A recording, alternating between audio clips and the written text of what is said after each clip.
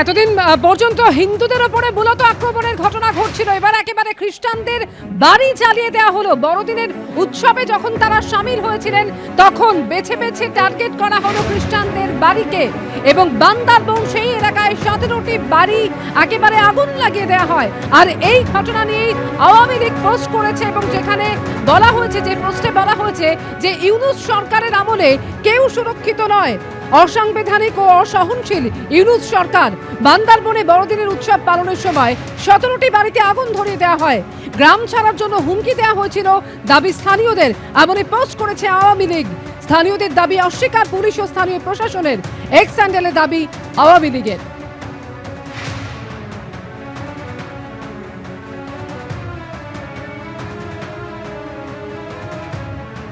ইউনূস সরকারের অধীনে কেউ সুরক্ষিত নয়, আওয়ামী লীগ ঠিক এভাবেই পোস্ট করেছে। অসাংবিধানিক ও অসহনশীল ইউনূস সরকার। বান্দারবনে বড়দিনের উৎসব পালনের সময় 17টি বাড়িতে আগুন ধরিয়ে দেয় মৌলবাদীরা, পোস্ট করেছেন আওয়ামী লীগের সদস্যরা। গ্রাম ছাড়ার জন্য হুমকি দেওয়া হয়েছিল দাবি স্থানীয়দের, পোস্ট আওয়ামী লীগের।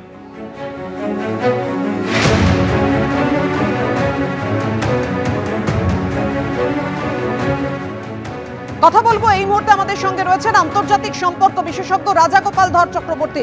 রাজাগোপাল বাবু, এক তো যেভাবে বাংলাদেশে অত্যাচার চলছে, খ্রিস্টানদের বাড়িতে 17টিতে বাড়িতে আগুন লাগিয়ে দেওয়া হয়েছে, আওয়ামী লীগ পোস্ট করেছে যে বাংলাদেশে ইউনূস সরকারের আমলে কেউ সুরক্ষিত নয়, অসাংবিধানিক ও অসহনশীল ইউনূস সরকার। হ্যাঁ দেখুন, এতকাল আমরা দেখে আসছিলাম যে সংখ্যালঘু হিন্দুদের উপর আক্রমণ। আমাদের ধারণা ছিল যে তাদের ভারত বিদ্বেষীটার জন্যই তারা এই হিন্দুদের উপর আক্রমণ করছে। হিন্দুদের সঙ্গে ভারতবর্ষের কি সম্পর্ক আছে বাংলাদেশ সরকারই বোঝে। কিন্তু এখন যখন দেখা যাচ্ছে যে খ্রিস্টানদের উপর আক্রমণ করা হচ্ছে, বোঝা যাচ্ছে যে তারা একেবারে মুসলমান ছাড়া আর কোনো ধর্মের স্বীকৃতি সেখানে দিতে চায় না, অন্য কোনো ধর্মের মর্যাদা সম্মান দিতে চায় না, এটা পরিষ্কার হয়ে যাচ্ছে। এবং একই জিনিস আমরা দেখলাম ইউক্রেনে পুতিন সেটা করেছে। যাই হোক, বোঝাই যাচ্ছে যে আজকে শান্তির দিন, বড়দিন, শান্তির দিন সারা বিশ্ব জুড়ে পালিত হয়। খ্রিস্টান সম্প্রদায়ের মানুষ প্রার্থনা ফলে যান, ভগবানের নাম করেন।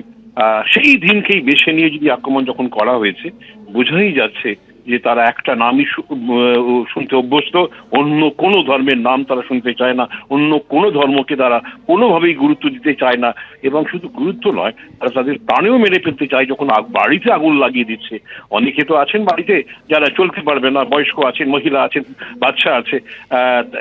বোঝাই যাচ্ছে টার্গেটটা কোথায় হয়ে আছে, হয়তো তাদেরকেই টার্গেট করছে। যাই হোক, সহনশীলতা যে একেবারে বাংলাদেশে নেই, অন্য ধর্মের প্রতি তাদের বিন্দু মাত্র শ্রদ্ধা নেই, এটা বোঝা যাচ্ছে।